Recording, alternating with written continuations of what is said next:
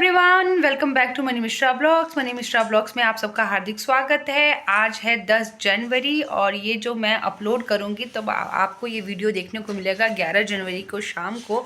पर ये सारी वीडियो जो मैंने बनाई है वो 10 जनवरी का है। तो मैं 10 जनवरी को मैंने एक स्टोरी पढ़ी थी, उस स्टोरी के बारे में बात करेंगे। मेरा रूटीन कैसा था, हमारे स्कूल में वर्कशॉप हुआ वो कैसा हुआ, ये सब देखने के लिए बने रहिए मेरे ब्लॉग्स में। और मेरे ब्लॉग्स को इतना प्यार देने के लिए, इतने लाइक करने के लिए बहुत बहुत धन्यवाद।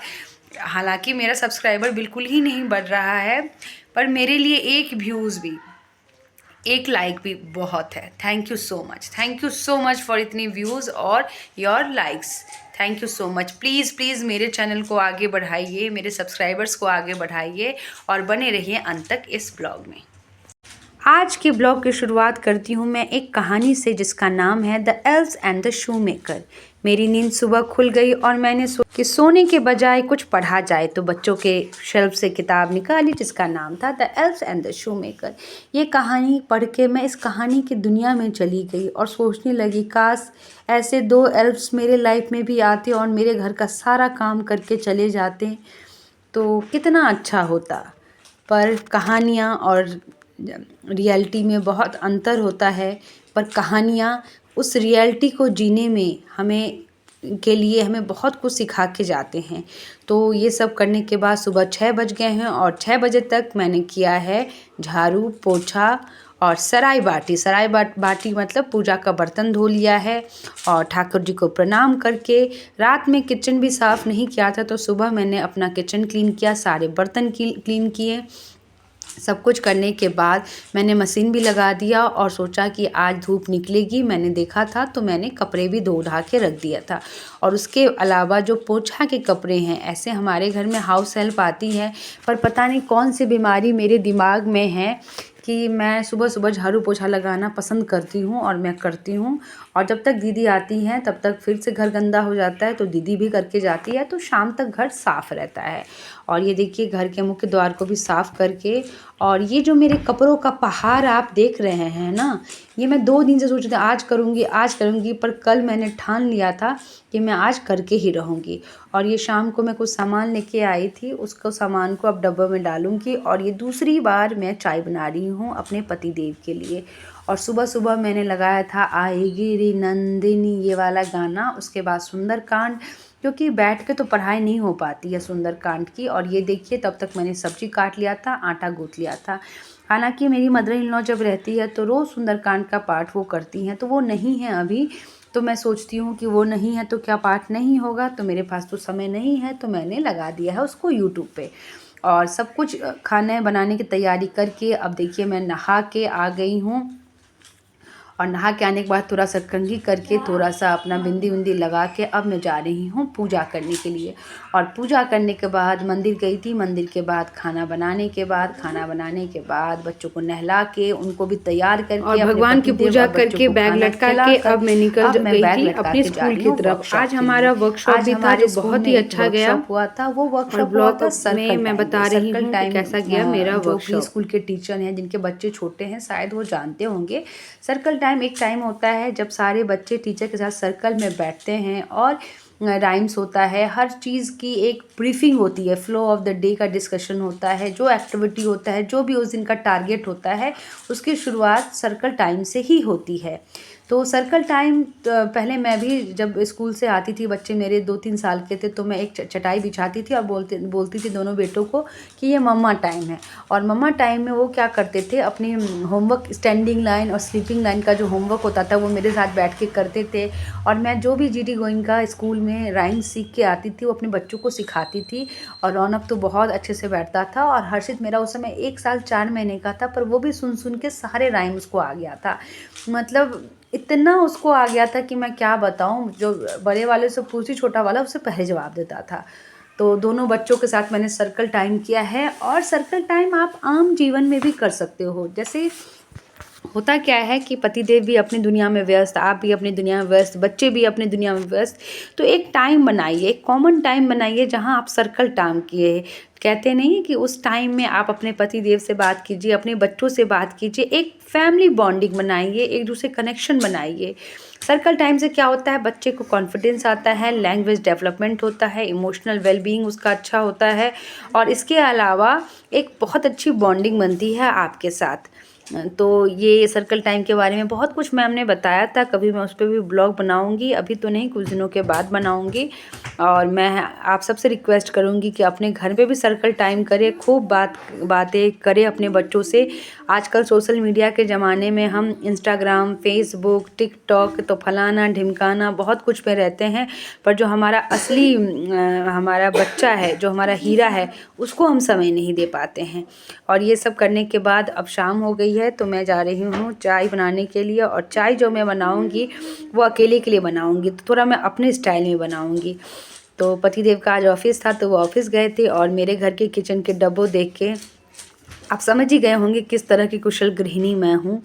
पर करने का तो मैं सोचती हूँ मैं सब कुछ करूँ, पर एक समय की सीमा होती है और एक शरीर की भी सीमा होती है। तो वो दोनों सीमा मतलब कम रहता है, और सोच की सीमा मेरी बहुत ज़्यादा रहती है। तो ये देखिए चाय में मैंने मलाई डाला है, और ये जब चाय और मलाई जब मिलता है, वो चाय का जो स्वाद होता है ना, क्या बताऊँ, कभी ट्राई कीजिएगा। इसको मैं बोलती हूँ राम प्यारी चाय मलाई मार के, कभी आप भी ट्राई कीजिएगा, राम प्यारी चाय मलाई मार के। और चाय पीने के बाद मैंने सोचा क्यों ना पालक बनाना है, तो उसको धोआ जाए, काटा जाए। ठंड के मौसम में एक बहुत बड़ा ये कार्य रहता है।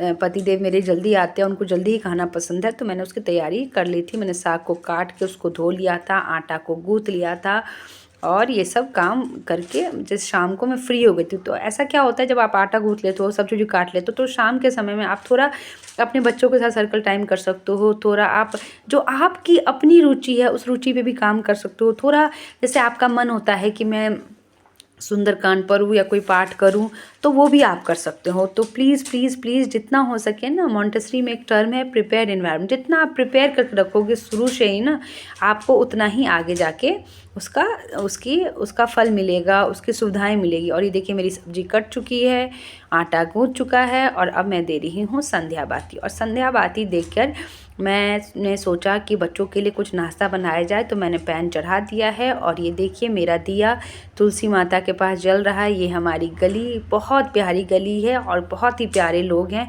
और ये देखिए मैंने कपड़े स्कूल से आने के बाद लगाए थे, क्योंकि मैं कपड़े धो के तो चली गई थी, पर टाइम नहीं था कपड़ों को सुखाने का। तो जब आया था तो फैला दिया था कपड़े को, गली में ही हमने 2 रस्सियाँ लगा दी है, उस पर फैला दिया था। और ये गर्म पानी पतिदेव को मैं दे रही हूँ, वो ऑफिस से आ गए हैं। और बच्चों के लिए बना रही हूँ मैगी। मुल्ले की दौड़ मस्जिद तक, ठीक उसी तरह मैं जल्दी में क्या बनेगा, तो मैगी। तो बच्चों को मैगी दिया था, पतिदेव को कुछ और खाने के लिए दिया था। और ये देखिए मेरे पतिदेव का टिफ़िन नीचे रखा हुआ है, और ये मैंने अब साग चढ़ा दी है खाना बनाने के लिए, और बच्चे पढ़ाई कर रहे हैं। कैसा लगा मेरा दिन भर का रूटीन मुझे बताइएगा। प्लीज़ लाइक शेयर और सब्सक्राइब कीजिएगा। और आज जो कहानी थी, वो कहानी थी जो मैंने पढ़ी थी, the elves and the shoe maker. उस कहानी में ये है कि एक शू मेकर रहता है, गरीब रहता है, और बहुत मेहनत करता है। एक दिन वो एक लेदर को काटता है एक जूता बनाने के लिए, पर वो थक जाता है, तो वो सो जाता है। तो सोकर जब सुबह उठता है तो देखता है कि उसका जूता बना हुआ है। तो वो तभी उसके पास एक कस्टमर आता है, उसको 2 जूते के दाम के बराबर उस जूते का प्राइस दे के जाता है।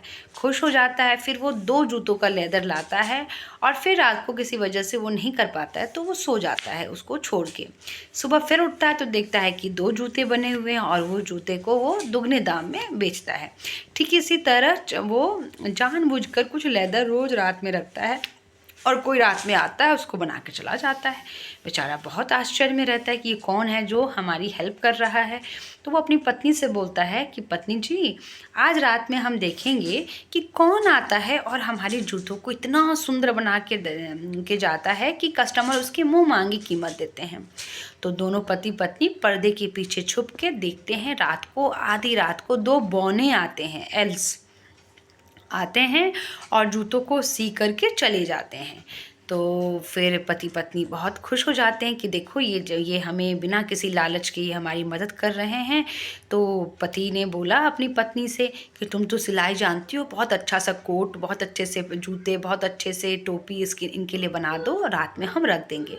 तो रात में वो ठीक वैसा ही करते हैं, वो सारा सामान रख देते हैं, बौने आते हैं और वो अब सब कुछ पहन के खुश होके चले जाते हैं। तो ये कहानी पढ़ के मैं सोच रही थी कि काश कोई ऐसा एल्स मेरी लाइफ में भी आता है। मैं रात को सोती और मेरे सारे काम सुबह उठती तो पूरे हो जाते हैं। पर कहानियाँ अलग होती है और रियल लाइफ अलग होती है। तो बहुत अच्छा लगा ये कहानी पढ़ के। तो ये कहानी मैंने सोचा कि क्यों ना कम्युनिटी हेल्पर का जब हमारा थीम चलेगा तो मैं बच्चों को सुनाऊंगी। इससे बच्चों को पता लगेगा शू मेकर कौन होता है, क्या करता है। इसमें टेलर का भी इंट्रोडक्शन हो जाएगा।